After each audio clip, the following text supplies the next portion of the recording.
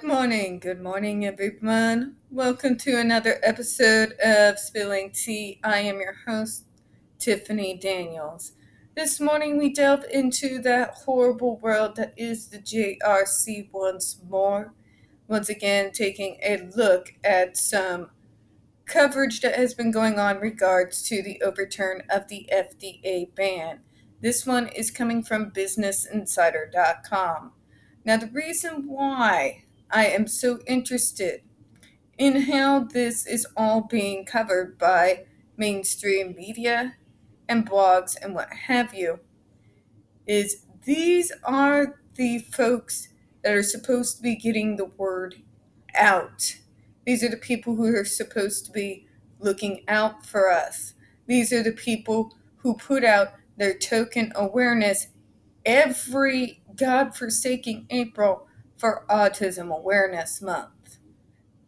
These are the people that advertise that Night with the Stars in regards to the freaking whatever new charity they're throwing money at. Basically, these are the folks that shape public opinion when it comes to people with developmental disabilities who do not have family members who have disabilities. Point blank, period. The way they report things is, by and large, shapes public opinion. It's by and large why you have so many people questioning out loud on social media if maybe the school is right, is because of how we're depicted and how these stories are reported. So, that being said, a few quick things. First of all, as always, you will find the link to the article in the description box, as well as other pertinent links in regards to the Stop the Shop campaign, and as always, the Shut the Judge Rotenberg Center Down petition. If you have not already signed it yet, please do so. So, without further ado, also, stupid o'clock in the morning. I'm more awake than usual, but more than likely at some point during this, I'm gonna stumble. Bleh, there you go. Right there. I'm gonna stumble over my words horrifically. So, please, my apologies to all of you in advance. Massachusetts school wins court battle to use electric shock therapy on self-harming disabled students. So, right off the bat, victim blaming. Y'all might be saying, well, what do you mean, Tiffany? Don't they self-harm? Some of them do. Some of them do. Some of them don't. But when you feel the need to tout that school hard line right in the title of your article you're going to be doing on this, you are already putting the stigma on the people with disabilities. You're putting the blame on them, saying that they need this treatment so they won't harm themselves. Honey, I don't need to be freaking electrocuted or have my skin shocked to the point that I have third-degree burns to know that punching myself in the face is not a good idea. And guess what? In spite of popular belief, these kids know it too. They're called meltdowns for a reason. And no electroshock therapy is going to stop me from going into something that comes with my diagnosis. It's in my head. It's not a behavior. I'm not wanting attention. This is in our head. But we've gone over that yesterday. Anyways, let's actually get into the article before I rant. I can already tell this is going to be another article that pisses me off, which is really sad because after yesterday in the NBC article, I actually did have some hope that somebody has finally taken their heads out of their ass. But neither here nor there, I guess. So, let's go on. A school for the developmentally disabled students in Massachusetts has won a controversial appeal to use electroshock therapy on self-harming pupils. Again, how do you know they're all self-harming? How do you know they're all receiving shocks? Because they're self-harming. Because the school tells you? Really? And who was Andre McCollins harming when he refused to remove his coat? Himself? Others? No. They shocked him because he was disobedient. When we live in a world where parents are looked on as abusers if they spank their children, yet at the same time, we are willing to turn a blind eye to someone who is shocked for the sin of refusing to remove their coat because they're disabled and so-called out of control, because that's what they tell you. I'm just saying. Just saying. There's a little bit of a double standard there, don't you think? In the March of last year, the Food and Drug Administration banned the use of electric shock devices as treatment for individuals engaging in self-injury or aggressive behaviors. The Judge Rotenberg Educational Center in Canton, Massachusetts, which is the only place in the country to use electric shock therapy for this purpose, petitioned the ban with the support of parents and guardians of patients who received the treatment. That's what the JRC say they use the treatment for. But if you look into Matthew Israel's weird-ass background, he's trying, I don't even know what he's trying. He's tried to create a utopia before using similar methods. We've gone over his history. He's a messed up individual. That's neither here nor there. I'm going to get back to the article. I can't think. I probably need some of this caffeine here.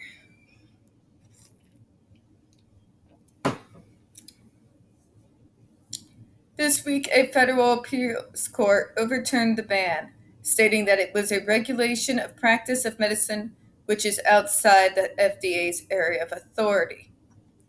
Here's what I don't understand about all of this. I know there is this gray area we're treading here with this case, with the practice that they're interfering with the practice of medicine. But at the same time, isn't that kind of the FDA's job? Let's think about it here. The FDA has to regulate medical drugs and their proper uses, and they have to get FDA approval all the damn time. So, wouldn't that be regulating the practice of medicine?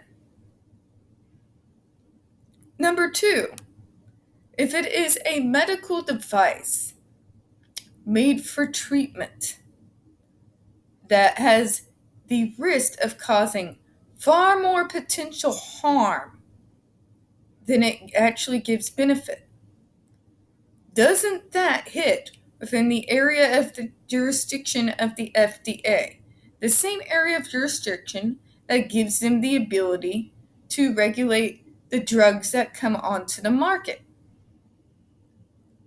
or the surgical gloves that come onto the market? One would think. So why, for all the things we have put under their authority, are we all of a sudden now questioning it? Why, in regards to this one school who has literally, and I mean literally, gotten away with murder? Literally. 6 people. 6 people dead. Literally have gotten away with murder. Or at the very least, extreme neglect, abuse. The list goes on. Why, in the case of this one school, are we all of a sudden questioning the FDA's authority? Makes you wonder, doesn't it?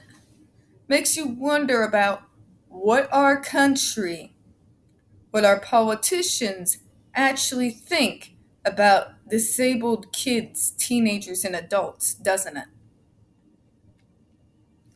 Moving on. According to the court filing, the Judge Rotenberg Educational Center treats patients with the most severe mental disabilities that other facilities could not successfully treat. So, Business Insider is buying this. They're buying it. You can tell they're buying it. The most severe mental disabilities. Really? You ever visit there? You ever talk to the residents? You ever talk with some of the survivors? Jennifer Masumba has a YouTube channel. I am actually subscribed to it. You know for a fact that they have severe incapacity. And you know for a fact that other facilities could not successfully treat them. Really? You know that for a fact. Why? Because they told you?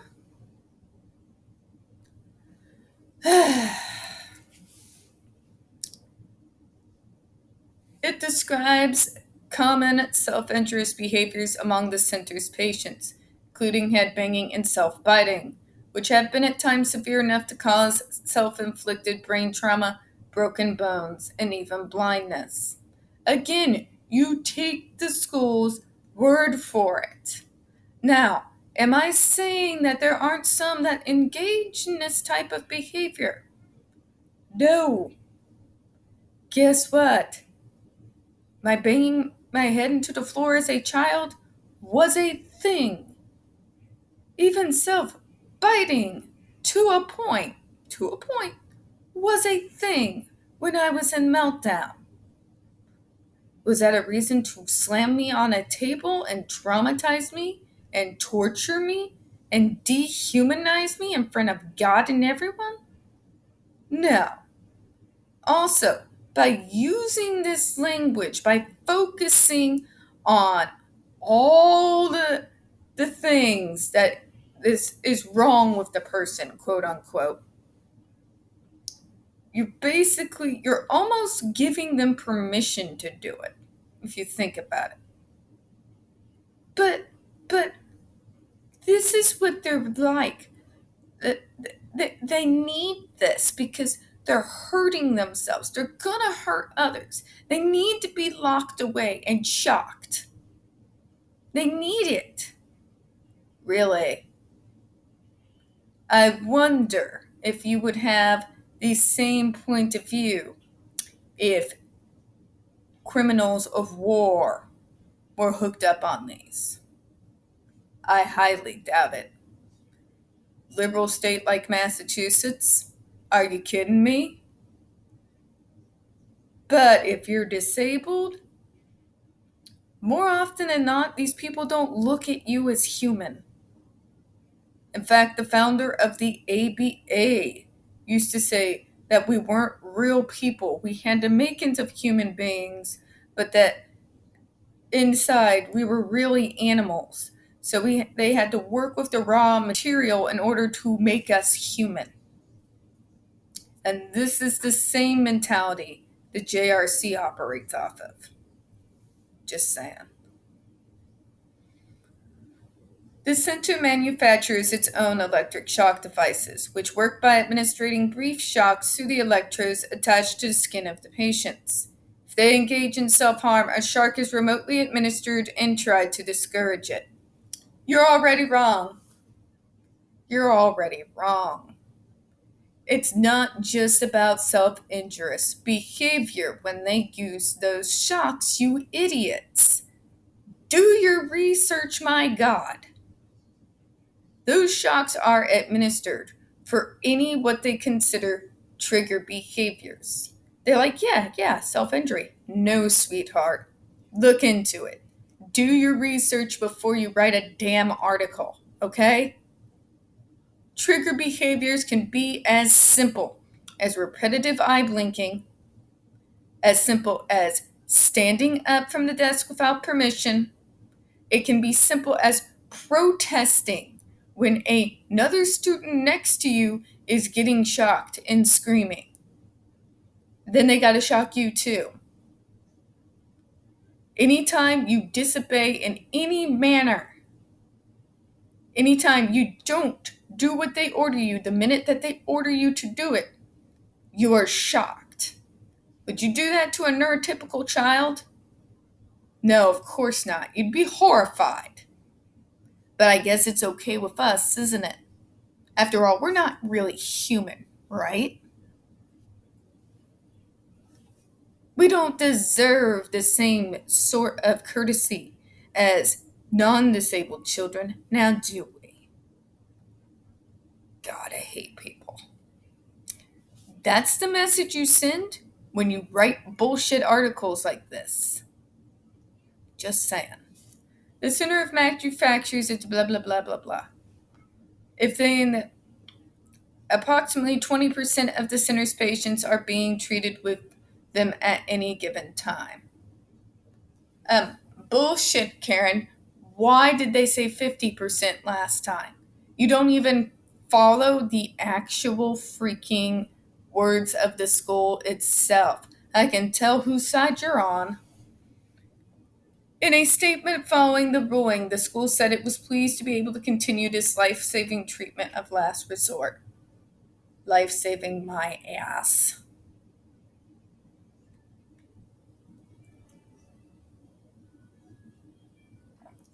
I hate reading these tweets over and over and over, but I need you all to get it. I need you to see how, by and large, the medical community, with an exception of a very small fraction of a few, view people like us. How places like the JRC have gotten away with this for so long. So, with the treatment, these residents can continue to participating in enriching experiences. Enriching my ass. Yes, it's so enriching to be tortured, isn't it? Everybody should do it. Enjoy visits with their families. And most importantly, live safely and freedom from self-injurious and aggressive behaviors. I'd rather be free from you fuckers. Just saying. Or any parents that would think that me being treated that way was the only way to help me. Thanks, I'm better off without that kind of help.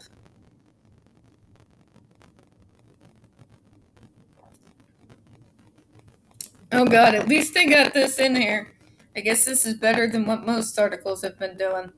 The Judge Rotenberg Educational Center has been highly criticized by disability rights activists and even the United Nations, which has previously said that the center's use of electric shock therapy amounted to torture. Don't give me quotations. Don't give me quotations, insider. Really?